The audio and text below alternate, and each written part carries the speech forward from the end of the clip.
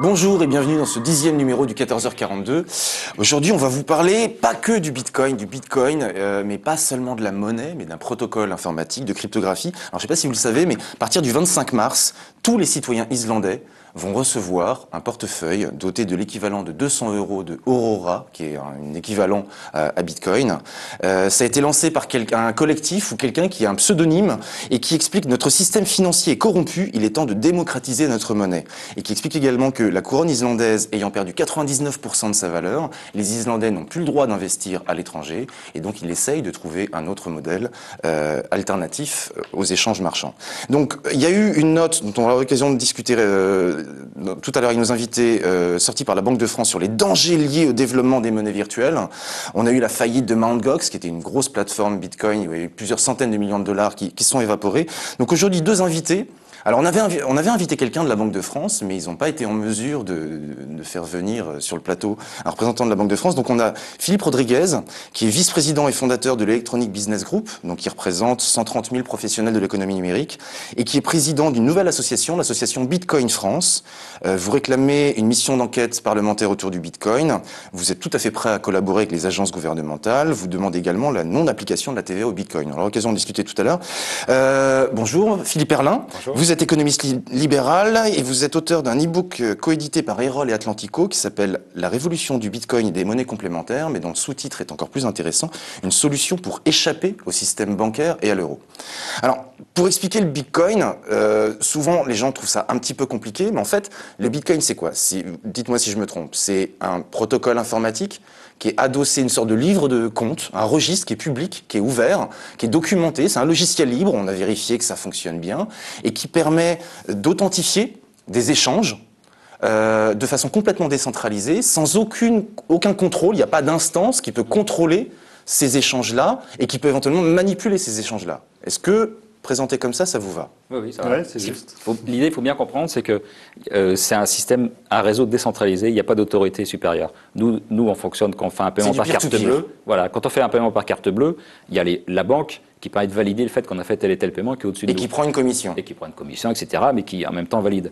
Et la question que s'étaient posée les milieux informatiques, alternatifs, collaboratifs, tout ça, qui voulaient un système sans hiérarchie, c'était comment faire fonctionner une monnaie dans un pur réseau. Et c'est le Bitcoin qui a apporté cette solution-là, donc avec un livre des comptes ouvert, public. Que tout le monde peut consulter. Que tout le monde peut consulter. On peut voir donc ça assure une de quel transparence. portefeuille à quel portefeuille est passé combien de Bitcoin. Voilà, donc sans forcément connaître l'identité du détenteur du portefeuille. Mais ça assure une transparence et puis ça permet d'assurer l'historique. C'est-à-dire pour chaque Bitcoin ou fraction de Bitcoin, on peut remonter l'historique et donc on sait d'où il vient. On peut pas y avoir un faussaire qui crée un Bitcoin et qui le mette sur le marché. Automatiquement, il serait repéré. Et on ne peut pas faire tourner la planche à billets parce qu'il y a aussi, c'est limité à 21 millions de Bitcoin en 2140. Enfin, ce sera en fait jamais atteint, mais disons qu'il y a une croissance du nombre de bitcoins. Aujourd'hui, il y a à peu près 12 millions de bitcoins en circulation. Il n'y en aura jamais plus de 21 millions. Ce sera un plafond qui ne sera jamais atteint, une asymptote. Mais, et ça l'idée qu'il y a derrière, qui est une idée qui vient de l'économie autrichienne, on va dire, c'est un peu les gens qui défendaient l'État or. Donc c'est un peu l'idée, c'est-à-dire il y a une quantité délimitée, donc il n'y aura jamais de planche à billets, comme vous l'avez dit, il n'y aura jamais d'inflation monétaire. C'est pour ça qu'on peut parler un peu d'or numérique, pour prendre une image. C'est une monnaie matière première, il y a une quantité limitée, donc on sait qu'il n'y aura pas d'inflation et qu'a priori, ça doit prendre de la valeur avec le temps, au fur et à mesure que cette monnaie sera utilisée. Alors c'était Satoshi Nakamoto qui est le pseudonyme de la personne ou des personnes, parce qu'on ne sait pas qui a créé Bitcoin, qui avait expliqué « Nous avons proposé un système pour des transactions électroniques qui ne repose pas sur la confiance, et au sens de la confiance en une autorité tierce, parce qu'il y a la confiance dans le protocole. C'est la base du système. On pourrait dire en fait en quelque sorte que le protocole Bitcoin, il vient disrupter quelque chose. Et ce qu'il vient disrupter, c'est la confiance comme on l'a toujours connue en quelque sorte. Et l'idée de Satoshi Nakamoto, et il le dit même dans le papier qui est fondateur du protocole Bitcoin, c'est qu'il dit on a quelque chose en main, un protocole qui nous permet de remplacer la confiance par un algorithme informatique.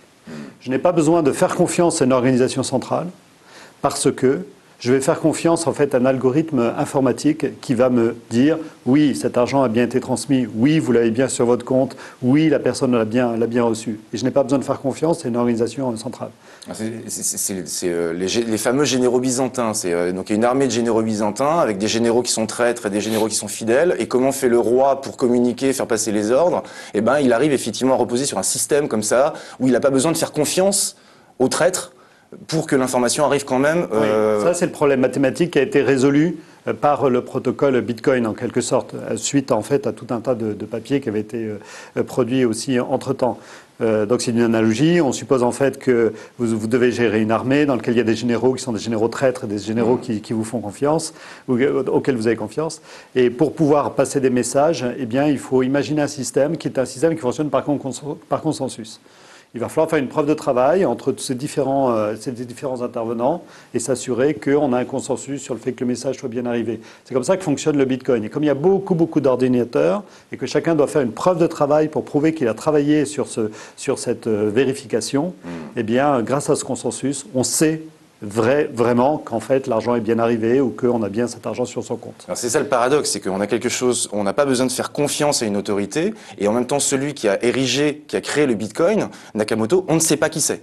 On ne sait pas si c'est un particulier, si c'est un collectif, si c'est la NSA, si c'est des mafieux. C'est tout à fait dans l'esprit du développement et du développement communautaire. C'est qu'il estime en fait que son invention elle est beaucoup plus importante que lui-même. Ouais. Et donc le portrait Newsweek, il y a 15 jours, qui pensait avoir trouvé le vrai Satoshi Sakamoto, c'était complètement planté. Ouais. Il vaut peut-être mieux qu'il n'y ait pas une personne qui puisse s'ériger en fondateur, parce que sa parole pourrait avoir un poids disproportionné sur le Bitcoin, tandis que là, on est vraiment dans l'esprit peer-to-peer. C'est le réseau lui-même qui fonctionne, et il n'y a pas une personne qui peut s'arroger des droits de propriété intellectuelle. Donc à la limite, c'est peut-être mieux qu'on ne le connaisse pas. Voilà. Ouais, c'est un petit peu comme Tim Berners-Lee, quand il invente le web, il le confie à la communauté. On sait que c'est lui qui l'a créé, mais il ne le dépose pas, il ne le brevette pas en disant si vous voulez faire du web, vous pouvez me payer. Non, il pense que ça va profiter à l'ensemble de la société.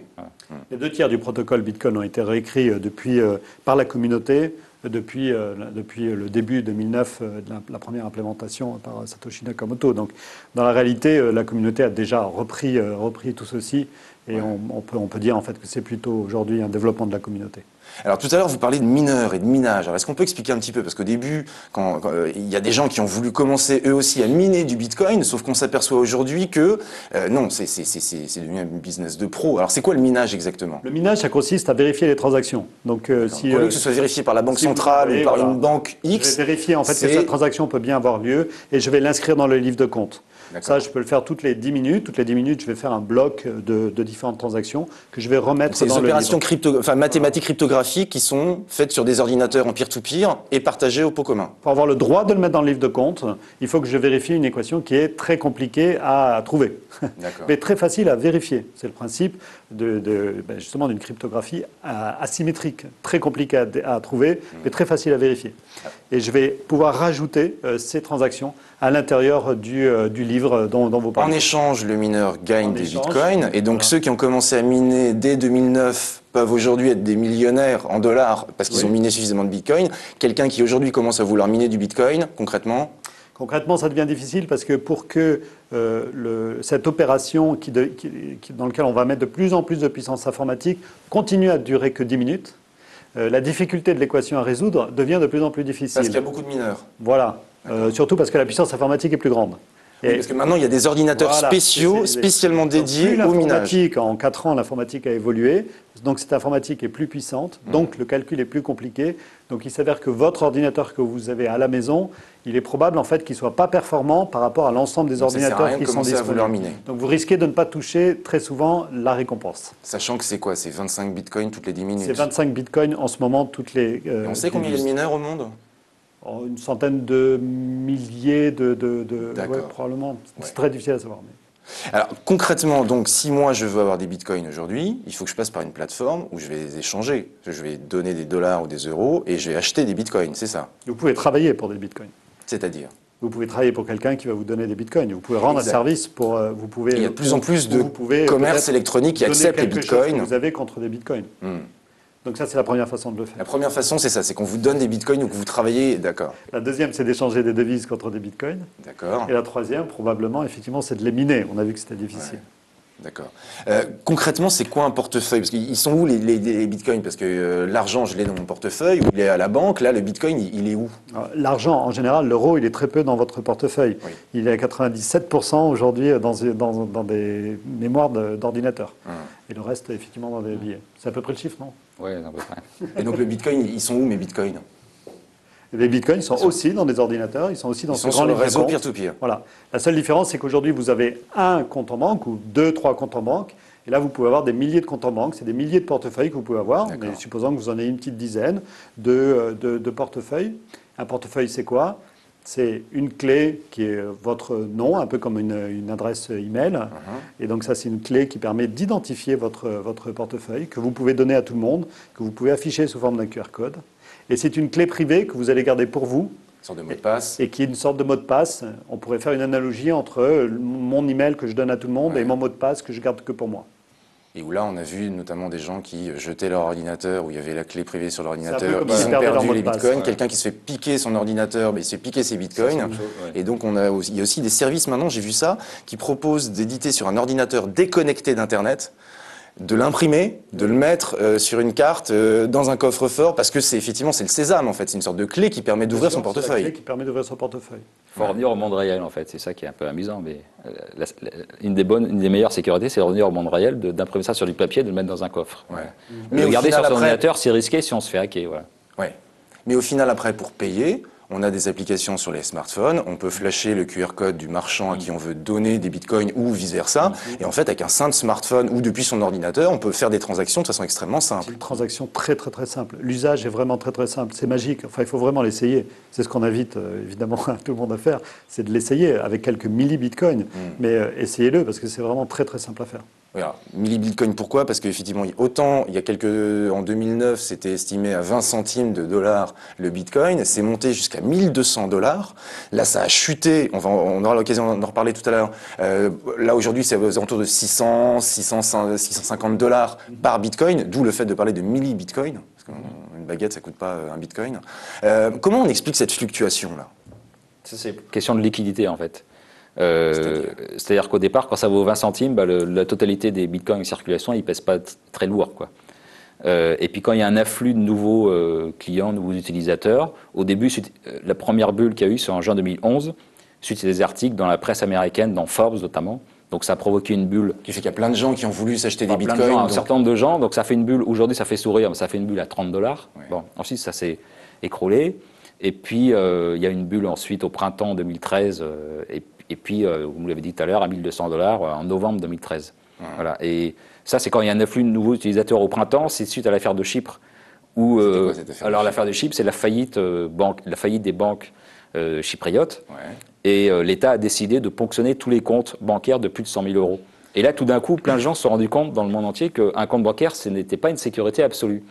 Alors qu'un compte Bitcoin, vous avez le clé privé, personne n'a autorité pour vous le prendre. Donc c'est une sécurité absolue, puis vous pouvez virer l'argent. Alors qu'aujourd'hui, encore aujourd'hui à Chypre, si vous avez une somme d'argent importante, vous ne pouvez pas le virer dans le reste de la zone euro. Il y a encore un contrôle d'échange. Bon. Avec le Bitcoin, il n'y a aucun problème de ce genre-là. Et on a assisté à ce moment-là, à Chypre, et aussi en Espagne où le secteur bancaire est malade, à une forte augmentation de téléchargement d'applications permettant de faire des paiements Bitcoin. En Argentine aussi, il y a de l'inflation, du contrôle d'échange, donc on a aussi assisté à ça. Et puis la grande bulle du mois de novembre et novembre-décembre, là c'est la Chine, le marché chinois qui tout d'un coup s'intéresse au Bitcoin, donc là ça a fait un afflux énorme. Voilà. Puis ensuite la Banque centrale chinoise a dit stop, et puis ensuite elle a depuis peu permis à ce qu'il y a à nouveau, il y a des échanges, bon, mais ça a fait une bulle. Et comme au bout d'un moment, les prix montent tellement qu'il y a un problème de liquidité, puis ça fait une sorte de crack. Une autre raison pour laquelle ça a chuté là à la fin, au début de l'année, c'est avec Mt. Gox. Alors Mt. Gox, c'était une plateforme qui permettait d'acheter ou de vendre des bitcoins. C'était à un moment 70% du marché des bitcoins qui passait par Mt. Gox. Il y a assez longtemps. Il y a assez longtemps. Et là, ce qui s'est passé, alors c'est pas encore, ils ont fait faillite. C'est pas clair. C'est pas clair. Apparemment, il y aurait des gens qui auraient piraté les systèmes informatiques de Mt. Gox, qui auraient volé des bitcoins, et donc il y a je ne sais combien de dizaines ou de centaines de milliers d'utilisateurs de Mt. Gox qui ont perdu l'équivalent de 450 millions de dollars, si j'ai bien compris. Oui, c'est ça. Ramené en fait à une devise. Oui. Mais alors, comment ça se fait que ça a pu faire faillite? C'est pas clair, mais qu'est-ce qu'on sait exactement de plus que... Plusieurs choses. D'abord, une place de marché, c'est quoi? Juste pour rappeler, parce que c'est un point important en fait dans l'écosystème. Une place de marché, c'est quelqu'un qui va faire finalement 3 métiers. Il va conserver des devises. On va lui envoyer des devises, par exemple des euros ou des dollars. Il va les conserver. Il va conserver des bitcoins en disant, une fois que je les ai transformés en bitcoins, je vais conserver ces bitcoins. Et puis au milieu, il fait un métier qui consiste à échanger des devises contre des bitcoins et des bitcoins contre des devises. Il s'avère que dans beaucoup de pays, dans beaucoup de systèmes, ces trois métiers sont séparés. Et notamment, si on prend le cas de l'Europe, la directive européenne des moyens de paiement prévoit en fait qu'on ne puisse pas garder des devises lorsqu'on est une société qui même fait de l'échange de quoi que ce soit. On a un établissement bancaire dédié à ça et qui va faire en fait la conservation des devises. Là, tout était mélangé et on se retrouve dans une entreprise qui encaissait des chèques en dollars, gardait des bitcoins de façon peu sécurisée et faisait ce métier d'échange. Juste pour mettre à leur crédit, c'est une entreprise qui s'est développée extrêmement rapidement. C'est un Français de 29 ans qui a un BTS, non, qui a un CAP en électronique, qui est parti vivre au Japon, qui a racheté cette plateforme-là en 2011, mais qui apparemment n'était pas un crack en sécurité informatique, qui n'est pas un expert en finance, qui n'avait pas de compétences. Non, c'est un bon informaticien, visiblement assez génial par ailleurs, pour ceux qui l'ont rencontré et connu. Alors, il présentait effectivement comme un petit génie de l'informatique, même s'il n'a qu'un BEP, c'était apparemment un... Mais dans la réalité, il s'est probablement fait dépasser par son succès. Ce que l'on sait et ce que l'on ne sait pas. Ce que l'on sait, c'est qu'effectivement, pour être très concret, les clients de Mt. Gox aujourd'hui ne peuvent ni récupérer leurs devises ni récupérer leurs bitcoins et la société a fait faillite. Ça, c'est ce que l'on sait. Ce que l'on ne sait pas, c'est d'où vient la malversation. Est-ce qu'elle vient de l'extérieur? Est-ce qu'elle vient de l'intérieur? Où est cet argent? Puisqu'en fait, comme on l'a dit tout à l'heure, je croyais que tout était tracé, le livre est ouvert, donc quelqu'un a bien transféré ses bitcoins vers... Et ça, on ne peut pas le suivre. On peut le suivre, mais on n'a pas forcément les moyens pour passer de la pseudonymité, donc le pseudonymat, vers le nom de la vraie personne. Mais c'est aujourd'hui, on ne sait pas. Il y a une enquête en cours. Attendons. Mais ce que je ne comprends pas, c'est que si le livre de... Peut-être que d'ici peut-être un temps un peu plus long, peut-être dans 1 an ou dans 2 ans, on disposera même de technologies pour pouvoir savoir où est cet argent. C'est possible aussi, puisqu'on a un actif qui est le... Si le registre est public, il est ouvert. Oui. Les clients qui ont perdu leur bitcoin, ils ne peuvent pas retracer là où sont passés leurs bitcoins? S'ils n'ont pas bougé, pas forcément, parce que le livre des comptes, ça enregistre les transactions. Mais les mineurs qui reçoivent leur bitcoin au moment où ils sont récompensés, ça c'est comme ils n'ont pas fait l'objet de transactions, ils ne sont pas inscrits dans le livre des comptes. Ils sont cachés quelque part, ils n'ont pas été transférés à un autre compte. C'est uniquement quand ils vont les virer que ça va apparaître. Bon. Et puis en ce qui concerne Mt. Gox, c'est qu'en fait on ne sait pas ce qui s'est passé. Parce que Karpeles a dit qu'il s'était fait voler à peu près 700 000. Le français PDG de 700 000, ça correspond à plus de 700 000 bitcoins. En fait, on ne sait pas trop. Il y a récemment un article, on ne sait pas si rumeur, mais qui dit qu'en fait, il ne s'est pas fait prendre. Peut-être qu'il a perdu les clés privées, simplement, et qu'il ne peut pas accéder aux bitcoins, mais qui n'ont pas été volés. Aujourd'hui, on ne sait pas. Alors, il y a une enquête. C'est comme si c'était le patron de Fort Knox qui a perdu la clé pour rentrer dans le coffre-fort. Voilà. C'est un personnage qui me fait un peu penser à Kerviel, c'est-à-dire quelqu'un qui s'est fait dépasser par le mensonge, et ensuite il s'est enferré dans des mensonges parce que il n'a pas reconnu tout de suite qu'il s'était fait voler. C'est pendant des semaines, il a publié des communiqués pour dire on a des problèmes, ça va s'arranger, vous pourrez bientôt accéder à votre compte, etc. Ça a duré des semaines comme ça. Donc c'est un peu comme Kerviel qui s'enferme dans un pari et puis qui pense qu'il va pouvoir se refaire. Et puis au final, c'est fini, c'est mort, c'est perdu, quoi. Et on en est là et on ne sait pas encore aujourd'hui ce qu'il en retourne vraiment. Donc il y a une enquête au Japon, une enquête également aux États-Unis. Donc on espère qu'on saura vraiment ce qui s'est passé, quoi. Alors, venons-en à la note de la Banque de France sur les dangers. Alors c'est assez intéressant. La Banque de France qui voit un nouveau système monétaire, tout de suite elle parle des dangers, elle pointe du doigt des dangers. Comment vous l'avez vu arriver cette note? Et ça, en fait, il faut savoir, c'est un peu normal. C'est comme je dis dans l'e-book, c'est le Bitcoin, on est en dehors du système bancaire. Et on est en dehors de l'euro ou du dollar, des monnaies installées. Donc ce n'est pas quelque chose qui peut plaire aux banques centrales, qui, elles, contrôlent les flux monétaires et les systèmes bancaires. Donc c'est quelque chose qui, dès le départ, ne peut pas vraiment leur plaire. Et toutes les notes qu'ont publiées les banques centrales, c'est aussi le cas de la Chine, l'Inde et d'autres pays, insistent vraiment sur les dangers et ne parlent pas du tout des opportunités. Parce que les opportunités, par exemple, c'est le fait que les coûts de transaction sont les plus faibles de tous les moyens de paiement qui existent aujourd'hui au monde. Voilà. Donc ça, c'est un vrai avantage concurrentiel dans la note de la Banque de France. On n'en parle pas du tout. On dit juste que c'est une idée marketing, ce qui est grotesque. Et puis il y a le fait aussi que les comptes soient protégés. Le fait que le nombre de bitcoins soit limité à 21 millions, donc il n'y a pas d'inflation. Donc on peut penser qu'à terme, ça va prendre de la valeur. Et ça, c'est quand même rassurant par rapport au dollar, au yen, où il y a beaucoup de planches à billets. On peut se dire qu'au bout d'un moment, ça risque de dégénérer en inflation. Avec le bitcoin, il n'y a pas ce risque-là. Donc tout ça, vous garantit que ces 21 millions, ça sera respecté? Bah ça, c'est bon, c'est le code lui-même. C'est le code consensus même. ou c'est le code? Non, c'est le code. Je disais le consensus parce que pour pouvoir le changer, il faudrait qu'il y ait une majorité de développeurs qui acceptent de modifier, ce qui n'est pas le cas aujourd'hui. Et donc cette convention, pour l'instant, elle est là pour durer. D'accord. Alors, en attendant, la Banque de France est pointée du doigt les risques de bulle. Bah, la bulle, il y en a déjà eu plusieurs. Pointer les risques de vol et le fait que les gens volés ne sont pas remboursés, bah, là, on l'a vu avec Mt. Gox, ça s'est passé. L'absence de protection réglementaire, bah, on l'a vu parce qu'effectivement, là, il n'y a aucune garantie pour les... Enfin, en même temps, ce qu'elle dit, c'est pas faux. Ben, ce qu'elle dit est juste. Il y a quelques imprécisions quand même dans le texte. Il y a plus de 20 000 personnes qui travaillent à la Banque de France. Oui. Hormis le respect qu'on a pour leur travail, c'est étonnant qu'après 4 ans que soit sorti le Bitcoin, il y ait une note aussi imprécise qui sorte sur le sujet. C'était quoi qui était imprécis, par exemple? Simplement la façon dont est présenté les différents éléments, on n'appuie pas assez sur le fait que le protocole Bitcoin, avec un grand B, est d'abord un protocole qui a une unité de compte avec un petit b qui est le Bitcoin, et que la façon dont la volatilité du Bitcoin impacte effectivement eh bien les gens qui ont ces Bitcoins présente un certain nombre de dangers qui sont ceux d'actions qu'on peut avoir en bourse. C'est à peu près la même chose, hein.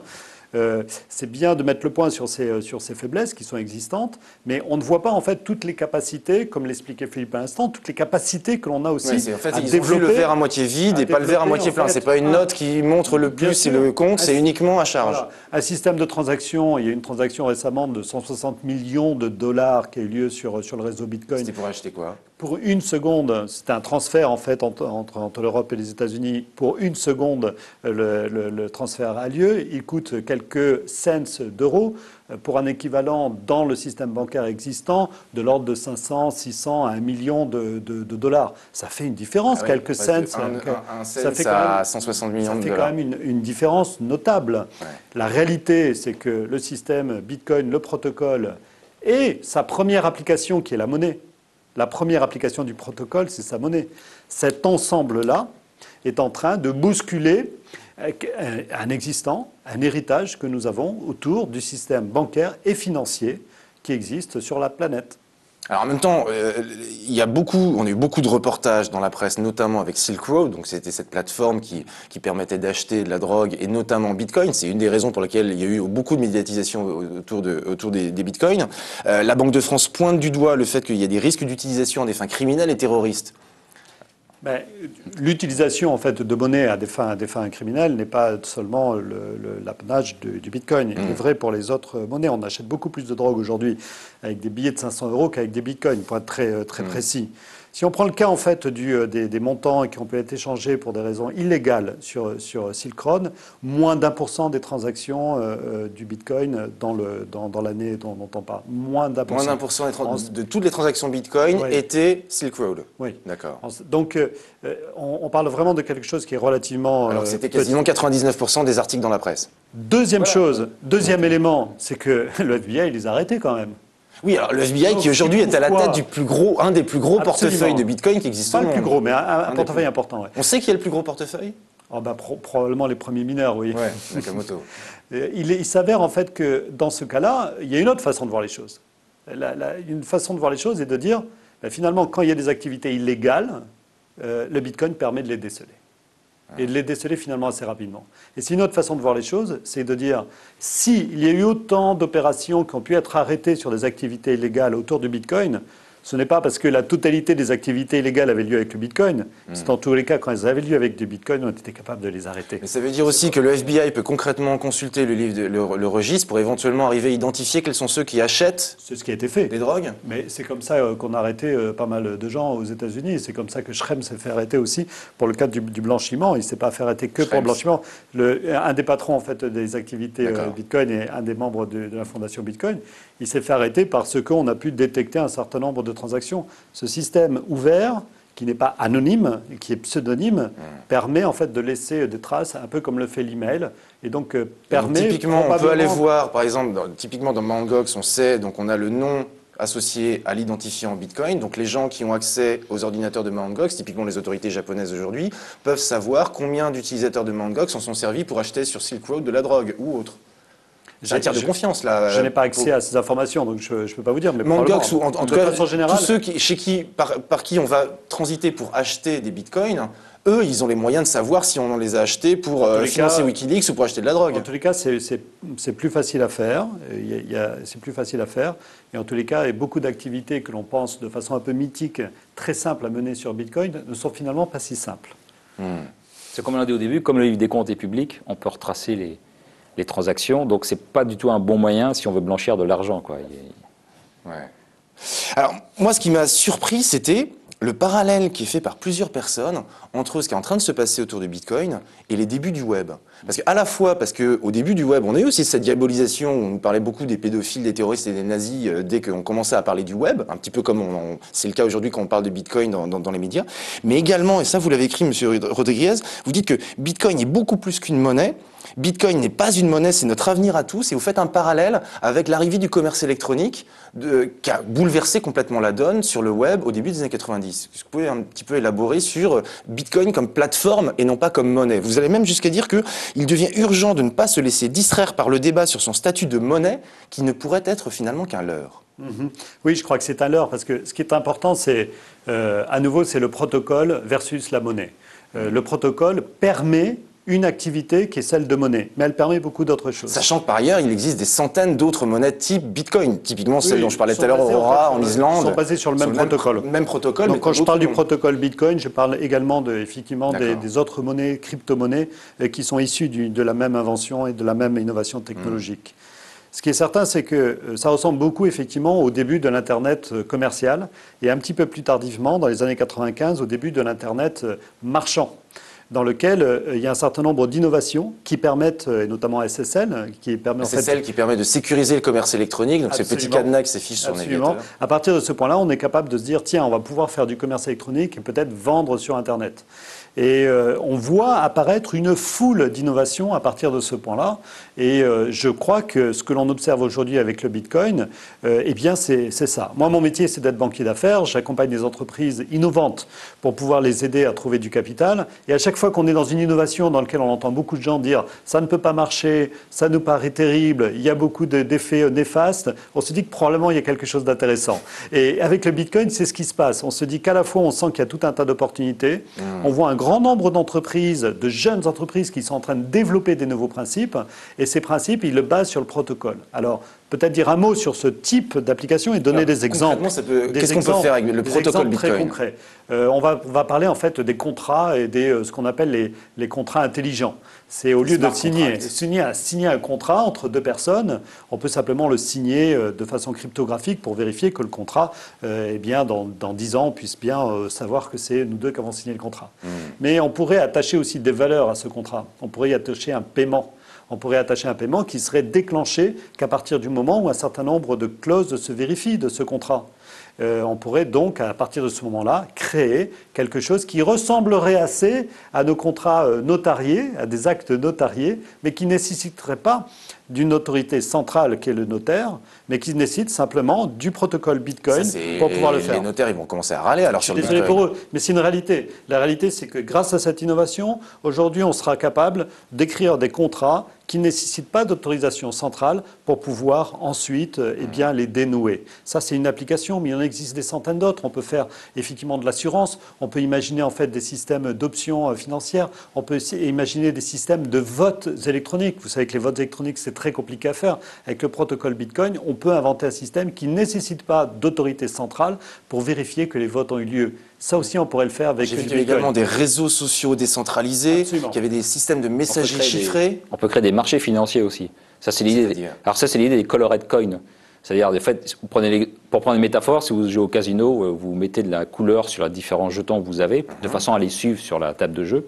Donc là, on va dire, par exemple, qu'un certain nombre de bitcoins constituent le capital d'une société et ils sont coloriés d'une certaine façon. Et quand ensuite cette société va verser des dividendes, ils seront coloriés de la même façon, donc ça permettra d'attester qu'ils proviennent de cette entreprise et qu'ils sont versés à tel actionnaire en fonction de la part de capital qu'il a apporté. Et donc ça, c'est une couche logicielle qui se rajoute au réseau Bitcoin et qui permet des actions ou des obligations, c'est-à-dire de construire sur l'infrastructure Bitcoin des marchés financiers. Et ça c'est un changement énorme parce que les frais de transaction, les coûts d'entrée sont minimes par rapport au marché organisé aujourd'hui où c'est extrêmement cher, très compliqué de se faire coter. Là, tout d'un coup, les coûts sont ramenés à des sommes extrêmement faibles et ça peut générer une activité gigantesque. C'est Karl Chappé, qui est le créateur du site d'information France Bitcoin. Lui, il présente Bitcoin comme le Linux de la finance. Parce que c'est décentralisé, parce que c'est libre, parce que c'est ouvert et que ça appartient à personne en propre, c'est communautaire, c'est développé par et pour la communauté et ça crée énormément de valeur. Alors on sait qu'il y a des gens qui sont battus contre les systèmes libres et open source pendant les années 90. Est-ce que vous pensez que l'analogie elle est correcte? Elle est super correcte. À cette époque-là, je travaillais chez Microsoft, donc je me battais de l'autre côté. Mais en fait, ce qui s'est passé, c'est que je pense que l'open source et les capacités en fait, de développement communautaire ont permis d'avoir des operating systems d'un très bon niveau et qui se sont déployés dans les entreprises. On pourrait dire ici que le sujet d'application de Bitcoin, c'est devenu effectivement l'argent. C'est devenu en fait la monnaie, c'est devenu la valeur financière qui peut s'échanger. Et à partir de ce point-là, effectivement, on a un protocole, on a une base qui permet de recréer toutes les applications, un peu comme Linux a permis de recréer ensuite les autres applications qui venaient au-dessus de l'operating system. Eh bien, quelque part, le protocole Bitcoin, c'est l'operating system. Dessus, on va pouvoir développer des applications, et ces applications, c'est celles qu'on a décrites tout à l'heure, qui peuvent être effectivement stockées, côté des entreprises, mais ça peut être créer des assurances, ça peut être créer des... Alors, créer des assurances, c'est-à-dire comment Bitcoin peut créer des assurances? L'assurance, c'est un contrat. C'est un contrat dans lequel vous versez une police d'assurance, en échange de quoi, si un événement arrive, on va vous payer. Que là, je paierai tant de Bitcoin par année à un assureur, et en cas de coup dur, il me reverse tant d'autres Bitcoins. Oui. La différence près, c'est que vous ne le ferez pas avec un assureur, vous le ferez en fait avec une intelligence, qui est donc un programme, et ce programme, en fait, vous serez capable de le lire et savoir en fait comment il fonctionne. Donc vous aurez la possibilité, en quelque sorte, d'écrire tous les petits alinéas qui sont souvent écrits en tout petit chez l'assureur. Vous pourrez le décoder vous-même. Il sera présenté sous vos yeux, il sera ouvert, tout le monde pourra le critiquer. Et cette chose-là, en fait, elle agira elle agira simplement en fonction du programme qu'on lui a donné, c'est-à-dire de vous rembourser dans le cas où tel événement arrive. Et ça, vous dites, vous pourrez. Mais il y a des gens qui travaillent aujourd'hui sur le. Oui, il y a beaucoup des assurances Bitcoin. Il y a beaucoup de startups qui travaillent sur toutes les applications possibles autour de Bitcoin, dont celles que je viens de décrire. Elles sont souvent nouvelles, elles sont souvent encore en création, ce sont souvent pour l'instant des projets de développeurs ou de chercheurs. Donc il y a des états de maturité différentes, mais elles sont existantes. Certains sont en France, leur question est de savoir si elles vont vraiment s'implanter aujourd'hui en France. Oui, avec les quid de la régulation. Donc c'est une vraie question pour elles, pour ces entreprises. Elle se pose la question aujourd'hui de se dire, est-ce qu'il n'est pas plus simple de s'installer en Angleterre, par exemple, dans lequel... C'est quoi la différence entre faire du Bitcoin en France et faire du Bitcoin en Angleterre, aux États-Unis? C'est par exemple, cadre légal? Oui, c'est une bonne question. En Russie, ça a été interdit, par exemple. C'est un cas très simple. L'Angleterre, par exemple, vient d'expliquer comment, en fait, serait fiscalisé le Bitcoin. C'est une progression énorme. Nous ne savons toujours pas. Donc, à partir du moment où on ne sait pas, il y a quand même un risque important. Donc, autant aller dans le pays. Comment? Pas de TVA en Angleterre et une très grande discussion concernant en fait la possibilité qu'il n'y ait pas de plus-value de cession sur les bitcoins pour les particuliers et que tout ça en fait c'est une chose que vous réclamez, le fait qu'il n'y ait pas de TVA sur les bitcoins. Bien sûr. C'est quoi l'intérêt de pas... Pourquoi il n'y aurait pas de TVA sur les bitcoins? Et pourquoi il y aurait de la TVA sur les bitcoins? C'est une activité économique, c'est des échanges TVA marchands. Sur les euros, donc il faut le considérer comme une monnaie. Non, c'est pas quelque chose qui est consommé, c'est quelque chose qui est utilisé comme une unité de compte pour pouvoir faire des transferts. Pourquoi il y aurait... C'est pas quelque chose qui est consommé, la TVA c'est pour la consommation. Et quand j'achète quelque chose avec... Parce que vous le consommez. Là, c'est pas quelque chose que vous consommez. Là, aujourd'hui, il y a plus de 2000... non, mais si vous achetez quelque chose avec le Bitcoin, avec des bitcoins, vous payez la TVA, et ça c'est normal, que vous payez en euros, en bitcoin ou en cash, vous payez la TVA. Et maintenant, si vous achetez des bitcoins, vous n'allez pas payer de TVA dessus. D'accord. Et il vaudrait mieux aussi éviter de payer quand j'achète des dollars ou des yens, il n'y a pas de TVA dessus. Il n'y a pas de TVA, donc c'est sur le même principe. Voilà. D'accord. Et parce qu'il y a des gens qui veulent mettre de la TVA sur le fait d'acheter des bitcoins. Oui, parce que dans la créativité... C'est pas considéré comme une monnaie aujourd'hui. Non, mais dans la créativité à la fois fiscale, du régulateur sur ces sujets, on observe en fait qu'on se dit finalement c'est un peu comme un bien digital. Et sur le bien digital, vous avez une TVA dont les taux fluctuent d'ailleurs en Europe et qui est toute une tas de questions. Mais en tous les cas, il y a une TVA sur les biens qui sont des biens numériques. Vous êtes demandeur d'une régulation pour pouvoir... C'est pas un bien numérique, c'est bien plus qu'un bien numérique. C'est un protocole et c'est une unité d'échange. Donc vous êtes demandeur d'une régulation pour effectivement permettre à des entreprises, à des créateurs de start-up de pouvoir développer leurs activités. Et de ne pas partir à l'étranger. Voilà. Vous n'êtes pas contre la régulation Non, pas du tout. Mais il y a une directive. Si on avait nulle part, ce serait parfait. Mais le point est que ne pas en avoir ici alors qu'il y en a d'autres ailleurs, c'est créer en fait une fuite des talents vers d'autres pays. Parce qu'il y a une directive européenne sur les monnaies virtuelles, mais c'était fait avant que le Bitcoin soit vraiment développé. Et donc elle ne correspond pas du tout au cas Bitcoin. Donc ce qu'il faudrait, c'est un ajout, un complément à cette directive, de façon à ce qu'il y ait au moins une unité juridique au niveau européen, ce qui à ce moment-là, ça permettrait de développer le business. Il y a une mission qui a été lancée, je crois, par M. Moscovici, qui doit rendre ses conclusions en avril, je crois. Oui. Vous, pour l'instant, vous voyez comment le paysage à la fois en France, du côté des régulateurs au niveau européen? Vous pensez qu'ils commencent à comprendre vos arguments ou qu'ils considèrent que c'est... Parce que là, il parlait de danger quand même. C'était pas très positif pour vous. Pour beaucoup de nos interlocuteurs dans les pouvoirs publics, c'est quelque chose de nouveau. Et on le comprend, c'est tout à fait normal. C'est nouveau et c'est normal. La seule chose que nous, on demande en tant qu'association, c'est qu'on demande... Donc vous êtes président de l'association Bitcoin France. Oui, ce que l'on demande, en fait, c'est qu'on y passe du temps, qu'on ait la curiosité de savoir de quoi il s'agit, parce qu'on pense que ceci va révolutionner beaucoup de choses dans le monde. Et par voie de conséquence, il est important que les pouvoirs publics se penchent sur le sujet de façon à se faire un avis. Donc ça progresse. Ça progresse probablement plus. Vous avez eu des rendez-vous, vous avez pu... On a rencontré des députés, on a rencontré des sénateurs, on a rencontré des membres de la Banque de France ou certaines autorités de la Banque de France, dépendants de la Banque de France. Donc ça progresse, mais il reste encore beaucoup à faire à notre... Parce qu'il faut changer à la fois la loi en France et en même temps les directives européennes ou c'est quoi les obstacles pour l'instant? Non, il faut effectivement améliorer, comme on le disait à l'instant, la directive des moyens de paiement au niveau européen, puisqu'en fait c'est plutôt la loi qui est traduite, qui provient en fait de l'Europe sur ces sujets-là. Qui avait été rédigée avant l'arrivée du protocole Voilà, Bitcoin. donc ici il faut s'assurer en fait qu'il y ait quelque chose qui permette d'expliquer comment vont être régulées les places de marché, comment vont être régulés en fait les établissements de paiement qui sont liés à ces places de marché. Il y a tout un tas de sujets comme ça qui peuvent être réglés au niveau européen. Au niveau local, c'est-à-dire au niveau national, pardon, et il nous faut absolument une meilleure clarté sur les impacts fiscaux concernant cette nouvelle monnaie pour les détenteurs et pour les entreprises qui manient en fait cette monnaie. Vous imaginez bien qu'aujourd'hui, pour une entreprise qui manie cette monnaie, elle se retrouve dans ses comptes avec quelque chose qui s'appelle des bitcoins et qui aujourd'hui, si vous allez au Trésor public en disant voilà mes comptes, on ne sait pas aujourd'hui comment finir ces comptes et même enregistrer ces comptes. Ouais, d'accord. Donc il est normal que la loi aille moins vite que l'innovation. C'est logique, la loi ira toujours moins vite que l'innovation, on n'a pas de souci avec ça. Néanmoins, on est simplement en train d'alerter les pouvoirs publics pour dire il est temps de s'y mettre parce qu'ailleurs dans le monde, les gens se sont posé la question avec des avis le plus souvent assez bienveillants concernant le Bitcoin et pas toujours des bannissements ou des alertes, etc. Des choses qui sont assez équilibrées, mais on a besoin de le faire ici en France. D'accord. Alors, Monsieur Herlin, donc vous, je notais tout à l'heure que le sous-titre de votre livre, donc, qui s'appelle « La révolution du Bitcoin et des monnaies complémentaires », c'est une solution pour échapper au système bancaire et à l'euro. Pourquoi est-ce qu'il faudrait échapper au système bancaire et à l'euro? C'est une sécurité parce que, ce que j'explique aussi, c'est que les grandes monnaies, aujourd'hui, sont mal gérées. Il y a beaucoup de planches à billets au Japon, aux États-Unis et aussi en Europe. Il y a beaucoup de créations monétaires. Et quand on regarde l'histoire économique, ça se termine toujours mal. Ça se termine toujours par des vagues d'inflation. Alors aujourd'hui, il n'y a pas d'inflation en France de façon importante, mais il y a des bulles sur des actifs. On voit si le Wall Street est aussi haut aujourd'hui, c'est en grande partie bullaire. Et donc tout ça, ça comporte des risques importants. Et c'est porteur de crise. Il faut comprendre que la crise de 2008, on en est sorti uniquement parce qu'on a fait encore plus de dettes et plus de planches à billets. Et donc, il y a un fort risque qu'on rencontre une crise encore plus profonde que celle de 2008. Et à ce moment-là, c'est des monnaies qui tomberont ou qui partiront en hyperinflation. Et à ce moment-là, ceux qui auront de l'or physique ou des bitcoins, ils seront tout à fait protégés. Donc, c'est pour ça que c'est un placement. J'ai fait un livre sur l'or où je conseille d'en acheter.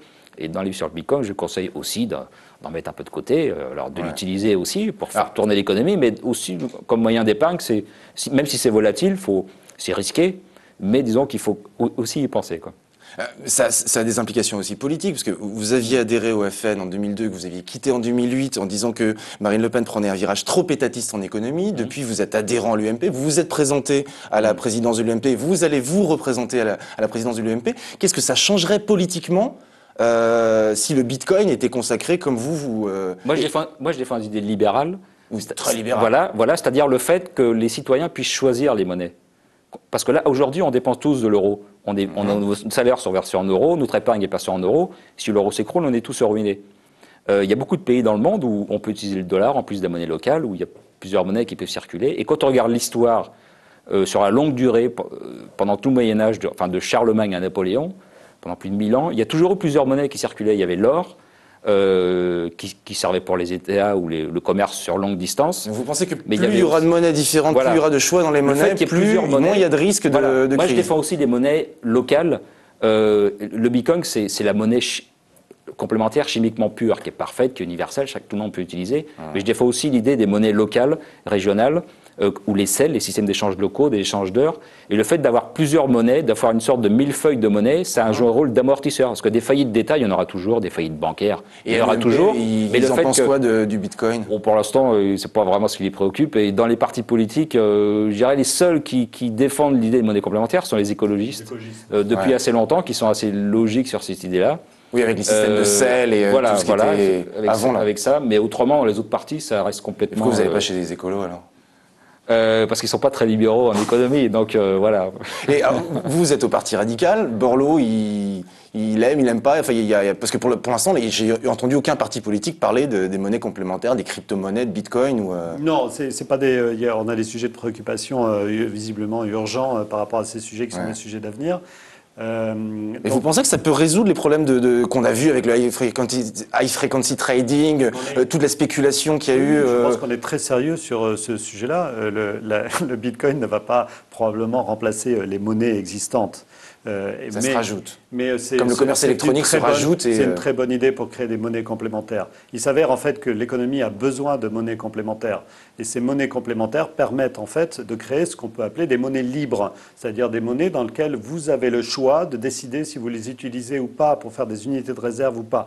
Aujourd'hui, si vous n'avez pas tout à fait cette possibilité, demain, vous l'aurez de plus en plus que d'avoir ces capacités de pouvoir vous-même faire un arbitrage entre plusieurs monnaies.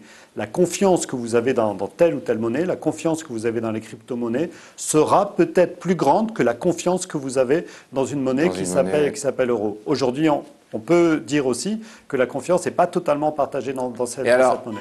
On est à la fin de l'émission. Voilà, ça sonne. On est arrivé à 42, excusez-moi. Dernier mot. Qu'est-ce qu'il faut faire? Il faut en acheter maintenant? Du Bitcoin, du Dogecoin, du altcoin, La première chose que vous devez faire, vous devez ouvrir un porte-monnaie, ça prend quelques minutes. Vous devez essayer, faites-vous virer quelques Bitcoins par un ami qui en a. Utilisez-le, allez sur un site, par exemple, sur un blog qui propose de se faire payer la lecture de son article avec quelques milli-Bitcoins. Faites-le, essayez-le, c'est très facile à faire avec un portable et on se rend compte à quel point ce moyen de paiement peut changer la donne. Bon, écoutez, je vous remercie beaucoup, messieurs, et puis à bientôt pour le 11e numéro du 14h42.